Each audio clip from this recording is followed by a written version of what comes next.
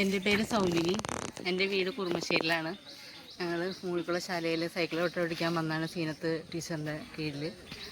വളരെ സന്തോഷമുണ്ട്. സൈക്കിളോട്ട് നന്നായിട്ട് പഠിച്ച് പിന്നെ സ്വന്തമായിട്ട് ഒന്ന് ചവിട്ടാമെന്നൊക്കെ ഉള്ള ആത്മവിശ്വാസമൊക്കെ വന്നിട്ടുണ്ട്. ഇനിയും സൈക്കിൾ പറഞ്ഞാൽ മേടിച്ച് ചവിട്ടണം എന്നാണ് ആഗ്രഹം. ഷീ സൈക്ലിംഗ് വഴിയാണ് ഞങ്ങളിത് പഠിച്ചത്. പിന്നെ പ്രകാശ് സാറും നന്നായിട്ട് ഹെൽപ്പ് ചെയ്തിട്ടുണ്ട്.